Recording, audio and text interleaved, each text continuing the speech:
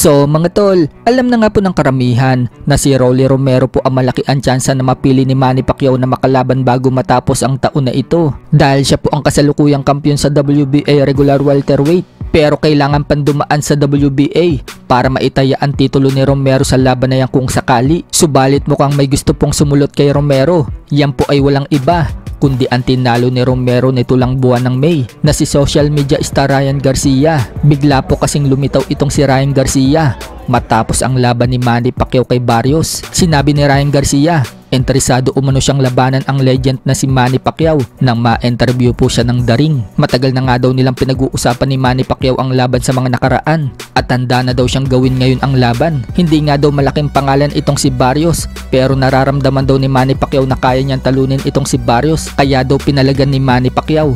Mas di hamak na ibang fighter umano siya kaysa kay Barrios. Ika pa ni Garcia, styles make fights at sa tingin umano niya, yung estilo daw ni Manny Pacquiao perfect daw sa estilo niya. Pagmamalaki pa ni Ryan Garcia mga tol, meron daw siyang extremely good counter puncher at alam daw yan ni Manny Pacquiao kaya nga daw hindi minimension ni Manny Pacquiao yung pangalan niya. May matulis daw siyang jab at magandang left hook, alam daw yan ni Manny Pacquiao.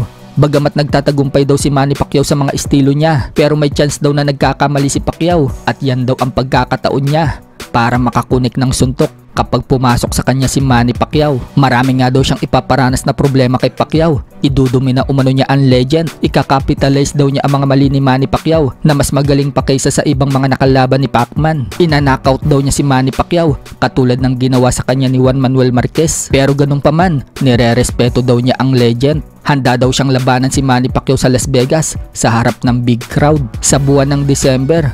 Kaya kung gusto umano ni Manny Pacquiao na gumawa ng malaking pera, gawin daw nila ang laban. Pero kung hindi daw siya lalabanan ni Manny Pacquiao, okay lang daw sa kanya. Makikipag-rematch na lang daw siya kay Rolly Romero. So kung usaping pera mga tol, talagang mas kikita ng malaki ang laban ni Manny Pacquiao versus Ryan Garcia kaysa sa Pacquiao versus Romero. Malawak din kasi ang fanbase ni Ryan Garcia sa Las Vegas. Pero kung titulo ang gusto ni Manny Pacquiao, kay Romero ito lumaban. Sa kabilang banda naman mga tol, matapos po ang impresibong pinakitang laban ni Manny Pacquiao kay Barrios, bagamat draw ang laban at sa mga mata ng tao, panalo si Manny Pacquiao.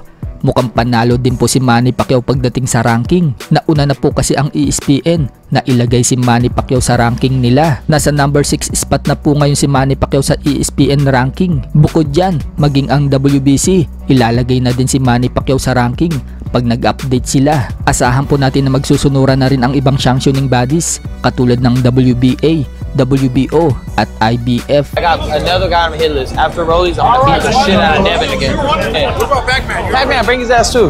Sa ibang balita naman mga tol, kasado na po ang laban ni Wiljon Mindoro. Ngayong August 15, makakaharap po niya ang former WBA Fede Latin Colombian champion na si Dormedes Potes, isang Colombian fighter. May record na 14 wins, 7 losses and 1 draw with 10 knockouts. Nagaganapin sa Provax Center, Plant City, Florida, USA. Halos 2 buwan lang po ang pahinga ni Wiljon Mindoro. Sasabak muli ito sa laban. Matatandaan na tinalo po niya si Omar Ulises Gutierrez Munguia nito lang June 7 sa pamamagitan ng first round technical knockout.